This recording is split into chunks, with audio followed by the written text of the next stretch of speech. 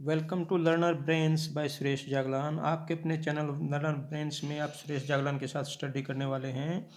Class 10th English chapter Nelson Mandela long walk to freedom. Freedom के लिए एक बहुत लंबी यात्रा नेल्सन मंडेला ने की थी। उसी चीज़ को हमने क्वेश्चन आंसर्स में इस चैप्टर को डिस्क्राइब करना है। आइए देखते हैं। ओरल कंप्रीहेंशन चेक पेज 18 से है ये question number 1। Where did the ceremony take place. जो सेरेमनी थी उसका समारोह था, जैसे ये प्रेसिडेंट बना था साउथ अफ्रीका का नेल्सन मंडेला, उसका समारोह कहाँ पे हुआ था। And can you name any public building in India that are made of sandstone. जो सैंडस्टोन से बनी हुई बिल्डिंग्स है भारत में, वो कौन कौन सी बिल्डिंग्स है उनके भी आप अपने 2-4 बिल्डिंग्स के आपको नेम यहाँ पे बताने हैं। जिस बिल्डिंग में वो सेरेमनी हुई थी वो भी एक सैंडस्टोन से बनी हुई बिल्डिंग थी, और उसी टाइप की बिल्डिंग्स अपने भारत में कौन कौन सी है उसके भी डिस्क्राइब हमने यहाँ पे करना है। द सेरेमनी जो समारोह था took place in the lovely sandstone amphi theatre. जो समारोह हुआ था वो सैंडस्टोन से बनी हुई एम्फी थिएटर बिल्डिंग में हुआ था। सैंडस्टोन से बनी हुई एम्फी थिएटर में हुआ था। It was found by the union building in Pretoria. Pretoria में यूनियन बिल्डिंग के द्वारा यह फाउंड की हुई बिल्डिंग थी, उनके यूनियन बिल्डिंग के द्वारा बनाई हुई, संगठित की हुई यूनियन बिल्डिंग के द्वारा इस बिल्डिंग को बनाया गया था, प्रिटोरिया के यूनियन बिल्डिंग के द्वारा।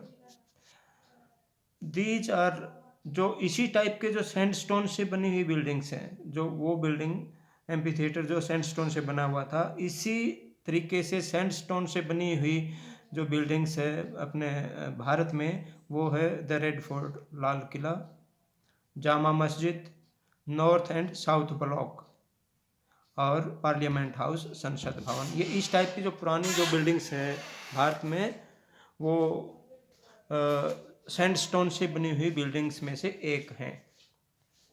नेक्स्ट क्वेश्चन है, can you say how 10 May is an anthem day in South Africa.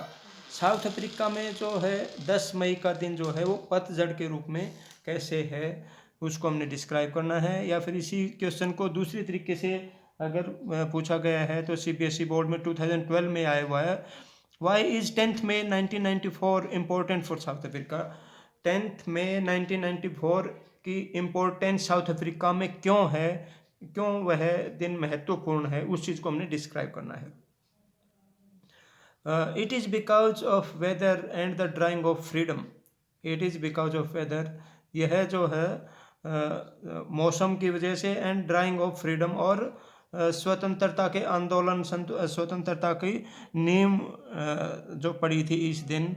और आफ्टर अबाउट 30 ईयर्स, करीब 300 सालों के एक बहुत बड़े लंबे अरसे का जो वाइट रूल, श्वेत लोगों के द्वारा जो शासन किया गया था, उस शासन को समाप्त करके और एक श्वेत लोगों के लिए फ्रीडम का 10th मई को फ्रीडम उनको मिली थी, उस चीज़ को सेलिब्रेट किया गया। It is also importance because of freedom.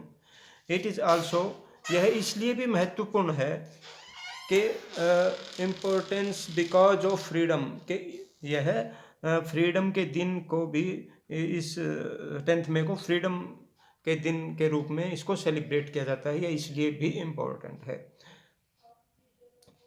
Next question, at the beginning of his speech Mandela mention an extra ordinary human disaster.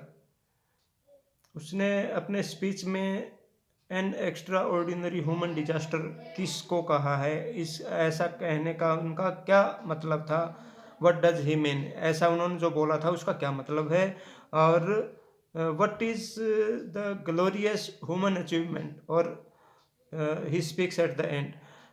जो उसने अपने स्पीच के एंड में उन्होंने बोला कि ग्लोरियस ह्यूमन अचीवमेंट, इस चीज़ को भी वो क्या बोलना चाहते थे, क्या कहना चाहते थे, उस चीज़ को हमने डिस्क्राइब करना है। By this he means the white rule in South Africa over the blacks.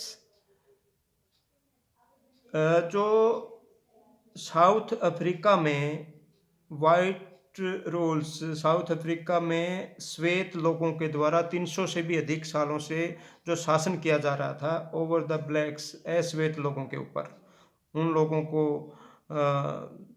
भेदभाव की दृष्टि से देखा जाता था और उन लोगों के प्रति उनके जो है नज़रिया ठीक ठाक नहीं था। इट लास्टेड वेरी लॉन्ग, यह एक बहुत लंबा अरसा था। It was really a disaster of, it was really a disaster, यह एक आपदा के रूप में था, यह एक वास्तव में एक आपदा के रूप में ही था। Of white man ruling over the black, यह एक श्वेत लोगों द्वारा किया गया अश्वेत लोगों के ऊपर शासन, यह वास्तव में एक डिजास्टर के रूप में ही उन्होंने डिस्क्राइब किया है। और उसके जो स्पीच के एंड में उन्होंने बोला the glorious human achievement, glorious the glorious एक यशस्वी, एक शक्तिशाली, ग्लोरियस ह्यूमन अचीवमेंट, मानवीय उपलब्धि, एक शक्तिशाली, एक यशस्वी उपलब्धि इसको बोला है। इज गेटिंग पॉलिटिकल इंडिपेंडेंस, उन्होंने जो पॉलिटिकल इंडिपेंडेंस, राजनीतिक स्वतंत्रता जो हासिल की थी अश्वेत लोगों ने, उस चीज़ को ह्यूमन अचीवमेंट इन्होंने बोला है नेल्सन मंडेला जी ने। The white rule by the black natives, जो अश्वेत लोगों ने इंडिपेंडेंस, जो पॉलिटिकल इंडिपेंडेंस भी जो अचीव किया था उन्होंने, नेल्सन मंडेला के एक लंबे अरसे का जो लंबा संघर्ष था उसकी बदौलत उन्होंने इंडिपेंडेंस उन्होंने अचीव किया था, उस चीज़ को ना ग्लोरियस ह्यूमन अचीवमेंट डिस्क्राइब किया है। Next question, what does Mandela thank the international leaders for, international जो लीडर्स आए हुए थे 10 मई को साउथ अफ्रीका में, उनका क्या कह करके धन्यवाद किया, उस चीज़ को डिस्क्राइब करना है हमने। The answer is he thanks, उन्होंने धन्यवाद किया द इंटरनेशनल लीडर्स, उन सभी आए हुए विदेशी मेहमानों का, विदेशी राजनेताओं का उन्होंने स्वागत किया। फॉर कमिंग, आने के लिए स्वागत किया कि वो साउथ अफ्रीका में 10 मई को यहाँ पे आए हैं, उसके लिए धन्यवादी हैं। To take possession with the native peoples of South Africa, जो साउथ अफ्रीका के निवासियों के लिए, साउथ अफ्रीका के अश्वेत लोगों को अधिकारों को, अधिकार जो मिले हैं साउथ अफ्रीका में, अश्वेत लोगों को अधिकार जो मिले हैं, उस चीज़ के उपलक्ष्य में, उस समारोह में वो लोग इंटरनेशनल लीडर्स जो आए हुए हैं, इसलिए उनका वो धन्यवाद करते हैं, दिल से उनका धन्यवाद किया। It is a common victory, Mandela ji बोलते हैं कि it is a common victory for justice, वो कहते हैं कि it is a common victory, यह एक साधारण विजय है, एक साधारण विजय है किस चीज़ के ऊपर, जस्टिस, न्याय की, पीस, शांति की, एंड ह्यूमन डिग्निटी, और मानवीय गौरव की, मानवीय गौरव की, शांति की और न्याय की, एक इन चीज़ों के ऊपर एक विजय है। It is a common victory, यह एक साधारण विजय के रूप में उन्होंने बोला है। नेक्स्ट क्वेश्चन है, what ideals does he set out for the future of South Africa, what ideals, कौन कौन से आदर्श उन्होंने सेट आउट किए for the future of South Africa, South Africa के लोगों के फ्यूचर के लिए उन्होंने कौन कौन से आइडियल्स जो है सेट किए, उस चीज़ को हमने आंसर करना है यहाँ पे। The answer is he sets out the ideals, उन्होंने जो आइडियल्स जो सेट आउट किए थे, आइडियल्स जो आइडियल्स ऑफ लिबर्टिंग हिज पीपल, अपने लोगों को स्वतंत्रता, अपने लोगों को लिबर्टिंग हिज पीपल, अपने लोगों को स्वतंत्रता उन्होंने दिलाई, उस चीज़ से किस किस चीज़ से, from the various bondages, various भिन्न भिन्न विभिन्न विभिन्न बंधनों से जो मुक्ति दिलाई, विभिन्न बंधनों से जो स्वतंत्रता दिलाई, आज़ादी दिलाई। These are the कौन कौन से वो बंधन, कौन कौन से थे वो, दीज आर ऑफ पॉवर्टी, गरीबी से उन्होंने बाहर निकालना था। डिप्रेविएशन, डिप्रेविएशन होती है जो हानि हुई है उनके पिछले इतने सालों से हानि हुई उससे उबारना था। सफरिंग्स, जो दुख और कष्ट उन्होंने झेले हैं। और जेंडर एंड अदर डिस्क्रिमिनेशंस, लिंग भेदभाव और दूसरे भेदभावों से, इन चीज़ों से उनको साउथ अफ्रीका के लोगों को आज़ादी दिलानी थी, इनसे बाहर निकालना था। इनसे इन चीज़ों के जो इन्होंने इतने लंबे अरसे से इन चीज़ों की वजह से भेदभाव से वो रहे हैं, उन चीज़ों से बाहर निकालना था। इसलिए उन्होंने जो आइडियल्स जो है साउथ अफ्रीका के लोगों के लिए आइडियल्स अपनाए हैं। ये ओरल कंप्रीहेंशन चेक के जो क्वेश्चंस हैं, यहाँ पे question number 1, what do the military generals do? क्या किया मिलिट्री जनरल्स ने क्या किया था उस सेरेमनी में? How has their attitude changed and why? उनका जो है रवैया, उनका व्यवहार जो है कैसे चेंज हो चुका था, एंड क्यों, एंड वाई, और क्यों चेंज हुआ था, उस चीज़ को हमने यहाँ पे आंसर करना है। The military generals discharge their duties. Military generals अपने जो है कर्तव्य के प्रति डिस्चार्ज देयर ड्यूटीज़, अपनी ड्यूटी को उन्होंने डिस्चार्ज किया। They owe allegiance to their country. They owe यहाँ पे है OWE, ओ होता है इसमें, यहाँ पे आभारी रहना। Allegiance to their country, allegiance यहाँ पे निष्ठा, और टू देयर कंट्री अपने देश के प्रति वो आभारी हैं, अपने देश के प्रति वो निष्ठावान हैं। दे डू देयर ड्यूटीज़, वो अपनी मिलिट्री जनरल्स जो है अपनी कर्तव्य का निर्वहन करते हैं, अपने कर्तव्य का पालन करते हैं। As per the military provisions, military के प्रोविजंस के हिसाब से, मिलिट्री के रूल रेगुलेशंस के हिसाब से वो अपने कर्तव्यों का निर्वहन करते हैं। मिलिट्री अपनी ड्यूटी का मिलिट्री प्रावधान के अनुसार, मिलिट्री प्रोविजंस, मिलिट्री के प्रावधान के अनुसार अपने ड्यूटीज़ का वो निर्वहन करते हैं, उसके अनुसार अपने अनुपालना करते हैं। Their attitude has now change, उनका जो है एटीट्यूड जो अब चेंज हो चुका था, वो श्वेत मिलिट्री मैंस जो थे वो श्वेत कैटेगरी के थे, और उनका जो एटीट्यूड अब अश्वेत लोगों के प्रति अब चेंज हो चुका था। They care more for personal gain, they care, वो care more for personal gain, अपने पर्सनल गेन, अपने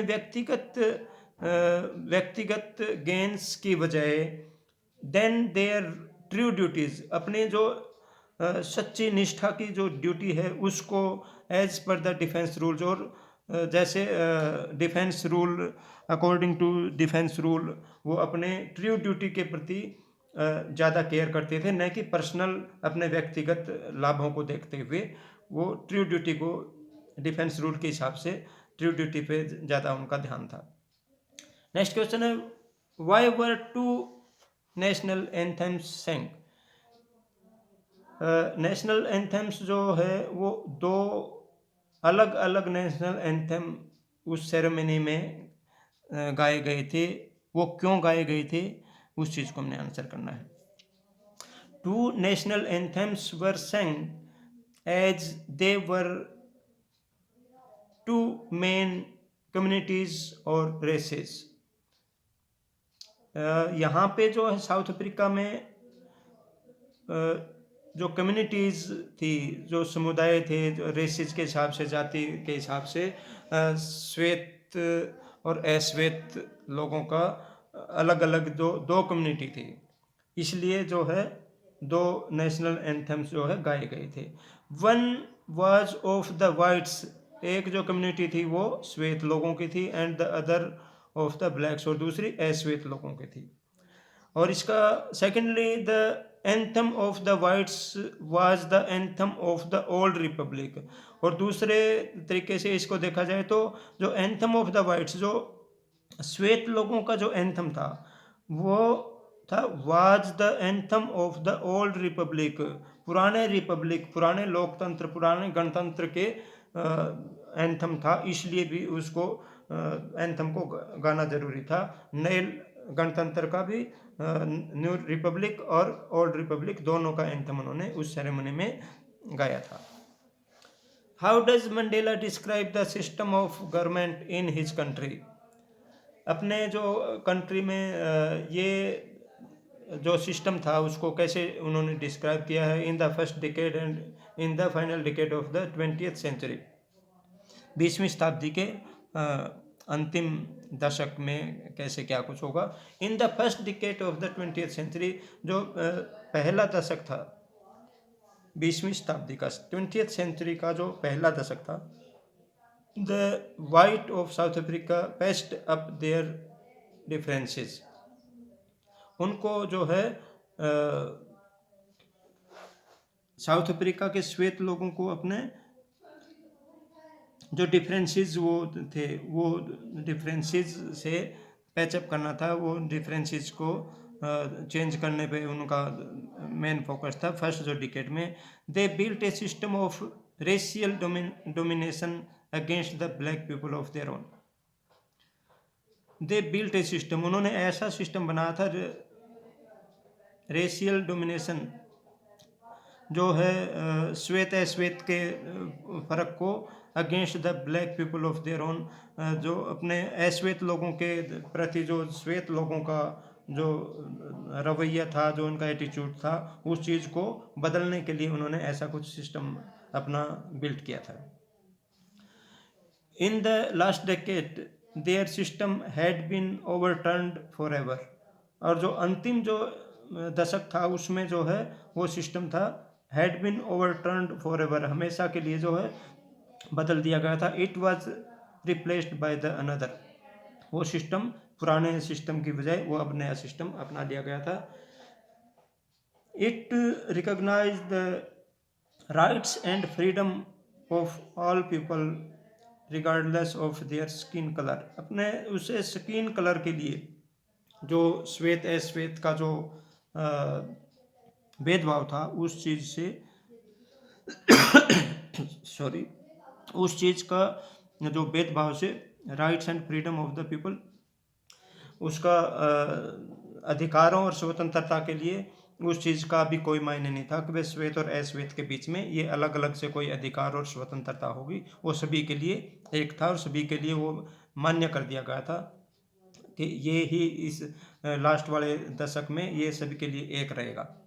नेक्स्ट क्वेश्चन है, what does courage mean to Mandela. Mandela के हिसाब से करेज शब्द को कैसे डिस्क्राइब किया गया है, वो इसके बारे में, करेज किस चीज़ को बोलते हैं, किस चीज़ को उन्होंने करेज बोला, उस चीज़ को हमने देखना है। By courage Mandela means not to absence of fear. Courage का मतलब सिर्फ ये नहीं कि एब्सेंस ऑफ फियर, के डर का न रहना, ये करेज नहीं है उनके हिसाब से। क्या है, बट द ट्रिम्थ ओवर इट, बल्कि डर के ऊपर विजय पाना, डर को काबू करना, डर के ऊपर के डर को हटा देना, अपने आप में डर के ऊपर एक विजय पा लेना ही करेज है उनके हिसाब से, ऐसा उन्होंने डिस्क्राइब किया है। नेक्स्ट क्वेश्चन है, which does he think is natural, to love और टू हेट। उन्होंने किस चीज़ को नेचुरल बोला है, टू लव और टू हेट, दोनों में से किस चीज़ को उन्होंने नेचुरल बोला है, उस चीज़ को हमने आंसर करना है। ही थिंक्स, वह ऐसा सोचते हैं कि that love comes more naturally, कि जो है प्रेम जो है वो है more naturally to the human hearts, जो प्रेम की अनुभूति जो है मानवीय हृदय में नेचुरली आती है, देन इट्स अपोजिट, इसके अपोजिट जो हेट की जो प्रवृत्ति है वह नेचुरली नहीं होती, वह क्रिएट किया जाते हैं। लेकिन जो लव जो अनुभूति है, जो प्रेमपूर्ण जो अनुभूति है वह नेचुरली है, उनके अकॉर्डिंग ऐसा कुछ उन्होंने डिस्क्राइब किया है। और इसके जो रिमेनिंग जो क्वेश्चंस हैं, मोस्ट इम्पोर्टेंट जो क्वेश्चंस रिमेनिंग बचे हुए हैं, वो हम इसको कंटिन्यू करेंगे सेकंड पार्ट में। तब तक आप ऐसे ही सीखते रहें एंड ग्रो करते रहें। अपने चैनल में बने रहने के लिए, सब्सक्राइब और शेयर करने के लिए आप सभी का बहुत बहुत धन्यवाद।